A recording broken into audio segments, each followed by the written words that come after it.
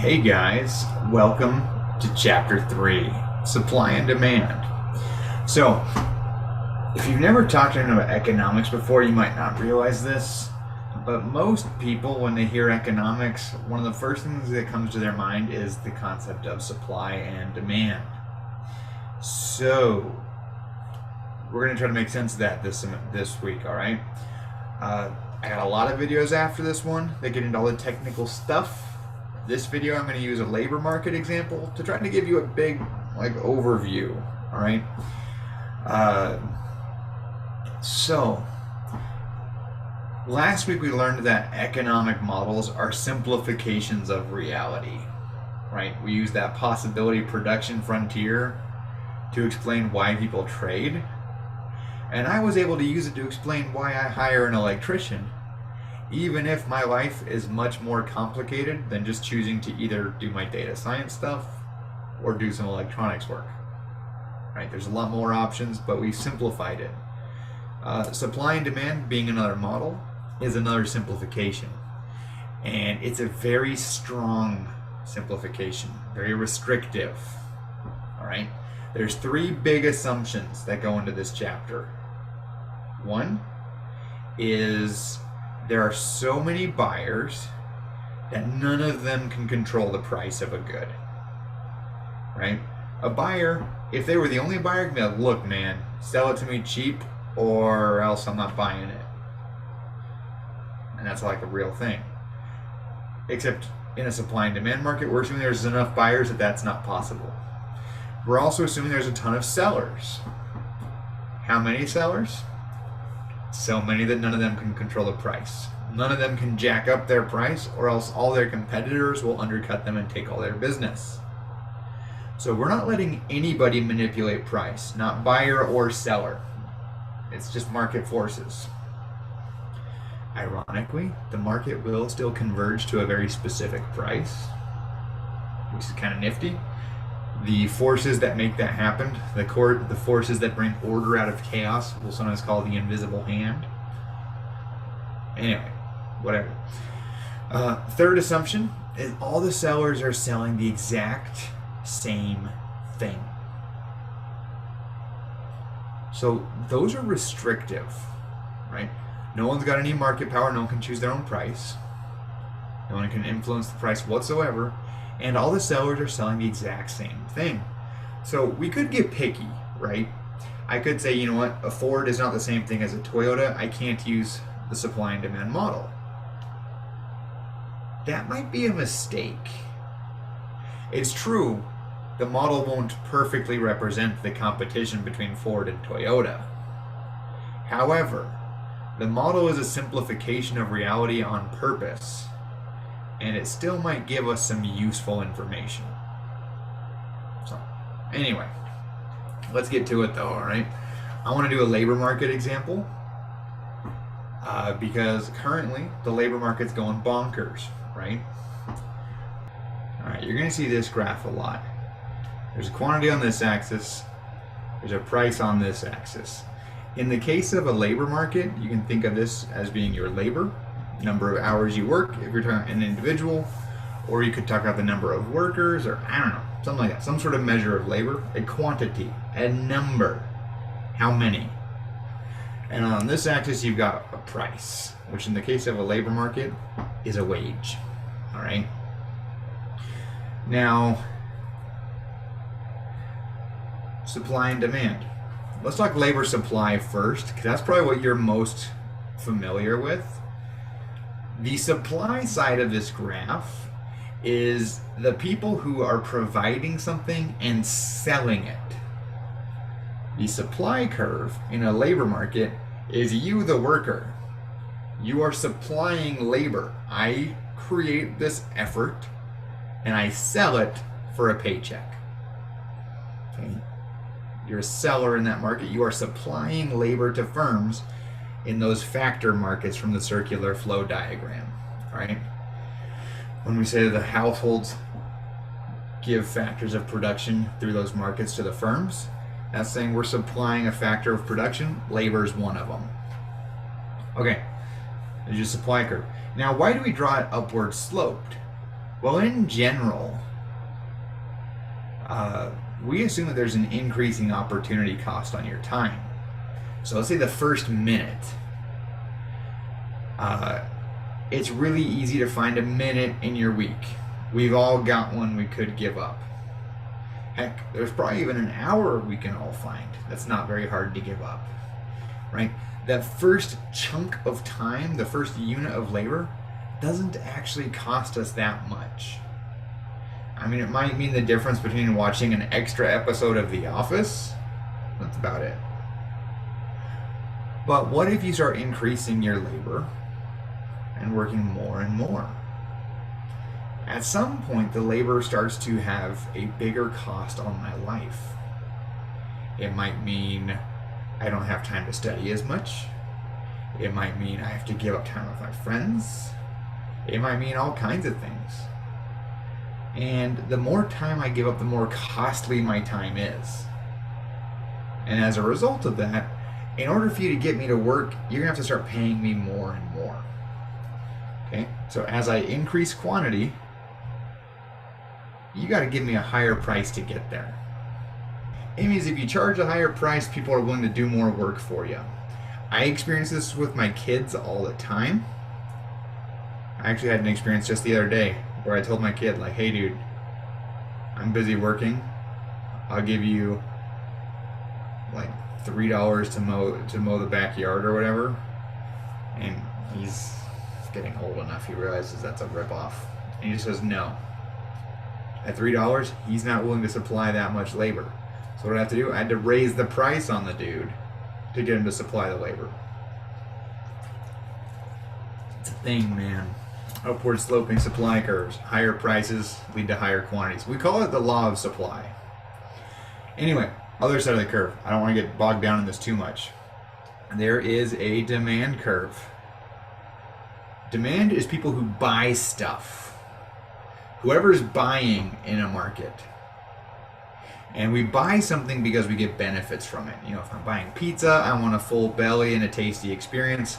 In a labor market, I'm buying your labor so that you can make something for me so I can sell it. Okay? It's a factor of production. I'm buying your labor so that you can do work for me that I can make money off of. So,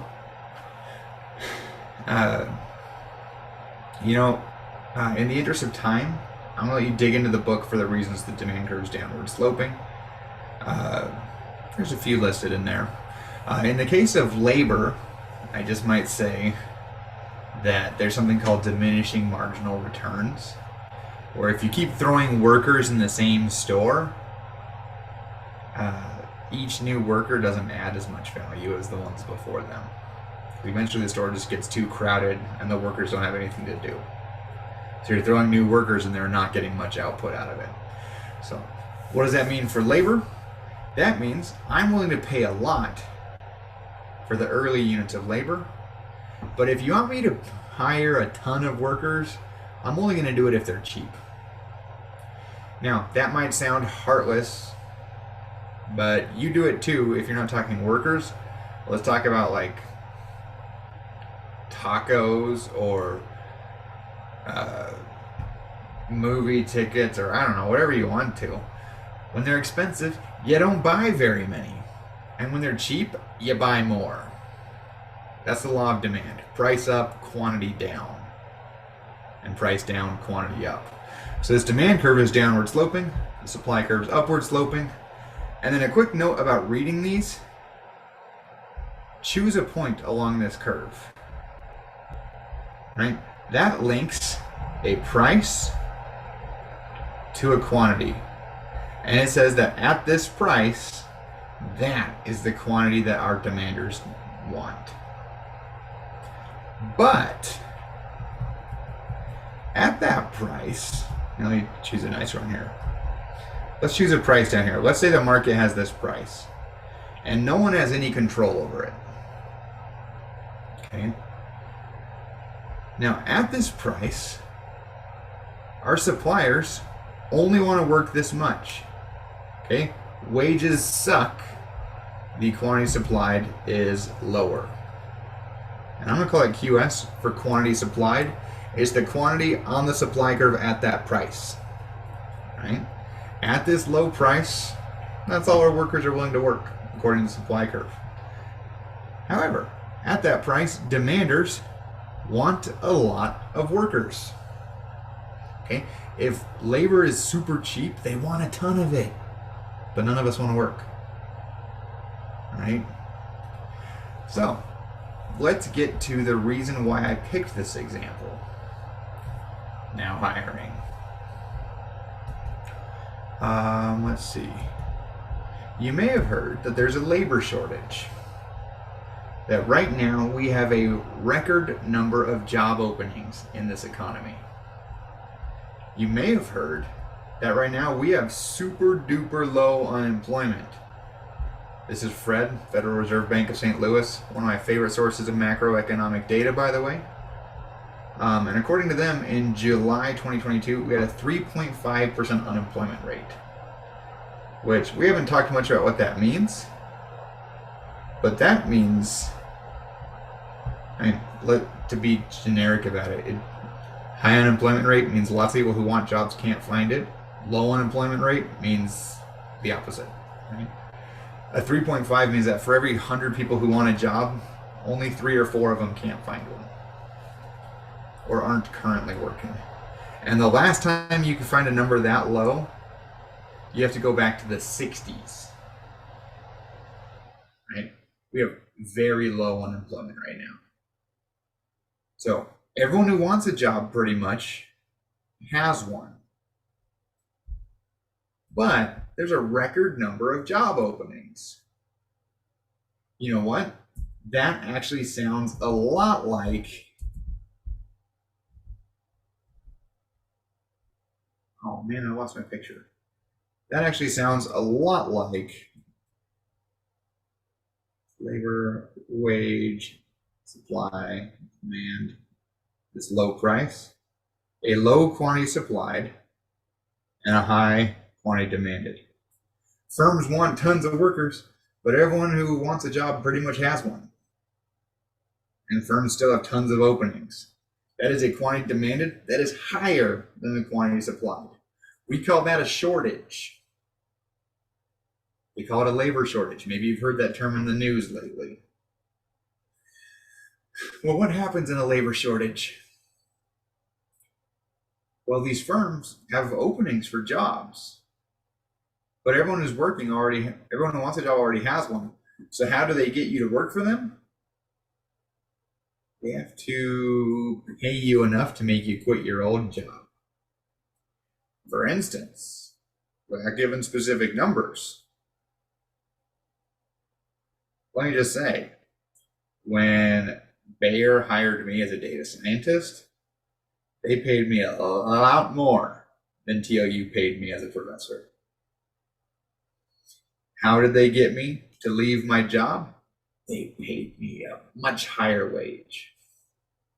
So now this is a pretty generic concept, but basically this will apply to a lot of things. When there's a shortage, when the quantity demanded is higher than the quantity supplied, market forces, invisible hand stuff, say there's going to be a bidding war and people are going to bid higher prices. In order to fill those job vacancies, they have to raise the price, the wage. Now, when they raise the price, the gap will narrow. At these new higher wages, we don't want to hire quite as many people. And we've gotten more workers to join the labor force. Someone can get off their parents' couch or whatever it is they're doing and start cashing in on these high wages. Still a shortage in this picture, but eventually I would expect that price to rise all the way until the shortage goes away. Once the shortage goes away, there's no more reason for the price to rise. And so the price might just level out. So in our current labor shortage, at least if things stay on their current trajectory, I expect wages to keep rising. They've been rising for a while. They've been rising. Like you can get a job at McDonald's now for 15 or more dollars an hour, even though the minimum wage in Texas is barely more than 7. And wages have been rising. But there's still a labor shortage, and so they're going to keep going for a while. Now, granted, there's a recession coming, which will change the demand for labor, which might close the shortage off. That's a different story. We'll come back to that later.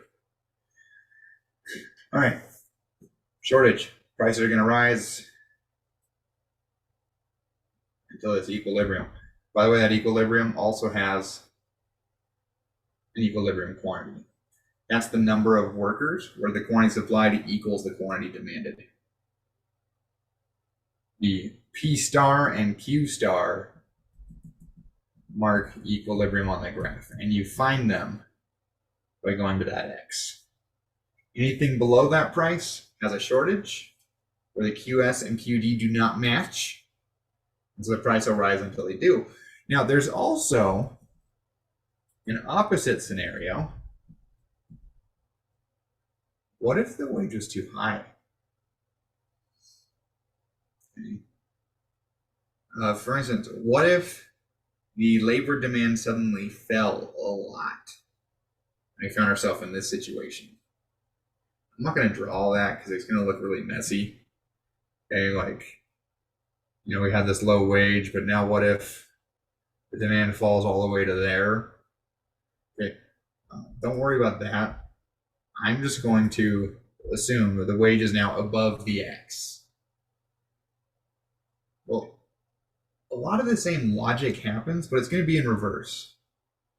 There is now a high quantity supplied. How do I know that's the QS instead of the QD? Because it goes to the supply curve. And there is a low quantity demanded. Okay? Lots of people who want to work, but not very many jobs for them. Lots of people trying to supply their labor, but only a few actually buying it. That is called a surplus. And by the way, a surplus of labor is also called unemployment. It's when there's extra workers who want jobs and can't get it. Now, what happens when there's a ton of workers who all want jobs and there's no jobs available? Well, they start accepting crappier wages. I can say unemployed, or if I accept lower wages, I can at least get some income. I'll accept lower wages. Market forces in this case would push wages back down. And you'll see this not just in labor markets, of course. At any store, when they bought too many coats or whatever, and then winter ends and they still have a pile of coats, what do? They put them on sale. The quantity supplied outweighs the quantity demanded, so they drop the price until they clear the goods out.